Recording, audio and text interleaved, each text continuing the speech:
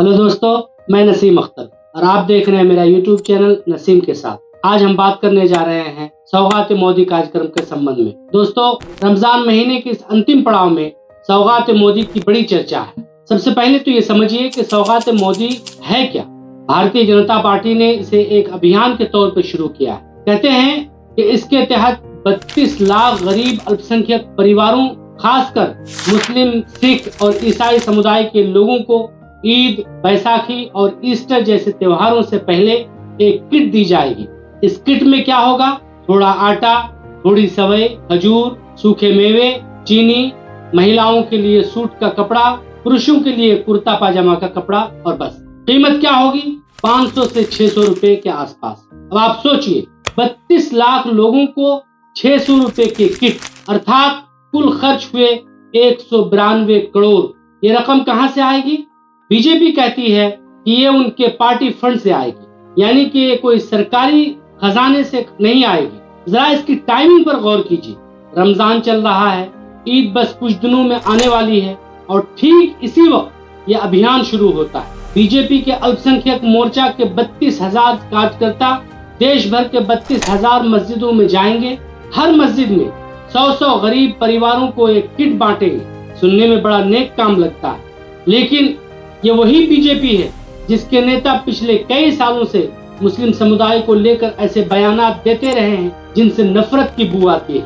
आप याद कीजिए कि किस तरह शमशान और कब्रिस्तान का बयान दिया गया था, घुसपैठिए और टर्माइट जैसे शब्दों का प्रयोग किया गया था। मोदी जी ने ही झारखंड की एक सभा से लोगों को उनके कपड़ों से पहचानने तक की बात कर दी। उनके नेतागण लगातार मुसलमानों के जख्मों पर अपनी वाणी और अपने करतूतों से नमक छिड़कते रहते हैं। मोदी जी ने उन्हें कभी नहीं रोका। वो खुद ऐसे लोगों को फॉलो करते हैं जो नफरती बयानों के लिए प्रसिद्ध हैं। फिर अचानक ये प्यार, ये सौगात, ये बदलाव क्यों? क्या ये सिर्फ त्योहार की खुशी बांटने की बात है या कहीं कोई हृदय परिवर्तन हुआ है? अगर मोदी जी को मुसलमानों की चिंता ही है तो पहले उन्हें मालूम करना चाहिए कि मुसलमानों की वास्तविक समस्या क्या है। मुसलमानों की समस्या यह नहीं है कि उनके पास ईद मनाने के लिए अच्छे कपड़े नहीं है। उनकी समस्या यह भी नहीं है कि ईद के दिन उनके घर सेवई बनेगी या नहीं। उनकी समस्या यह है कि उन्हें लगातार भेदभाव और असुरक्षा का सामना करना पड़ रहा है। आज एक माँ अपने बच्चे को लेकर चिंतित रहती है कि जब वो ऑफिस जाता है तो माँ को चिंता सताती है कि उसका बच्चा सुरक्षित शाम को घर वापस आएगा या नहीं। कहीं उसे मुस्लिम होने के कारण मॉब लिंचिंग का निशाना तो नहीं बनाया जाएगा। हमने देखा है कि किस प्रकार ट्रेनों में दाढ़ी टोपी के नाम पर लोगों को मार दिया गया है। मुसलमानों के मन में सुरक्षा का अभाव है। कभी उन्हें एनआरसी और सीएए के नाम से डराया जाता है तो कभी विवादित बयानों से डराया जाता है। मुसलमानों की दूसरी सबसे बड़ी समस्या उनके पहचान की है, आइडेंटिटी की है। आज जिस प्रकार उनके वक्त पर हमले हो रहे हैं, ट्रिपल तलाक बिल लाकर उनके धार्मिक मामलों में टांग अड़ाने का प्रयास हो रहा है, इससे उनकी पहचान मिटाने की प्रयास हो रहा है। मोदी जी, आप इसे आसानी से रोक सकते थे, परंतु आपने ऐसा कोई कदम नहीं उठाया जिससे इन समस्याओं का समाधान हो सके। कम से कम आप यही बता दीजिए कि आप मुसलमानों को प्रतिनिधित्व देने के लिए क्या करने जा रहे हैं। आज आपकी पार्टी में कितने मंत्री और कितने सांसद मुसलमान हैं? और मुसलमानों के पास एक सिस्टम पहले से ऐसा मौजूद है जिसके माध्यम से समुदाय के गरीब और असहाय लोगों को भी ईद की खुशी मनाने का पूरा अवसर मिलता है। आपको मालूम होगा कि फितरा की राशि प्रत्येक व्यक्ति की ओर से इसीलिए अदा की जाती है ताकि गरीबों को, बेसहारों को ईद के दिन सहारा दिया जा सके। फिर आपके सौगात किट में है क्या? थोड़ी सी लच्छी, चीनी, 100-150 की लुंगी या साड़ी?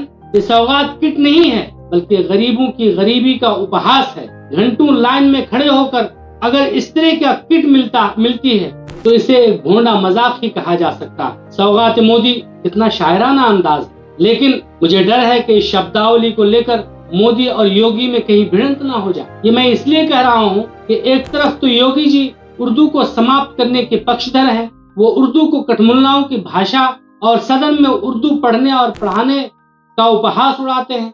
दूसरी ओर केंद्रीय आउटरीच कार्यक्रम का नाम ही उर्दू के शब्द से रखा जाता है, यानी सौगात मोदी।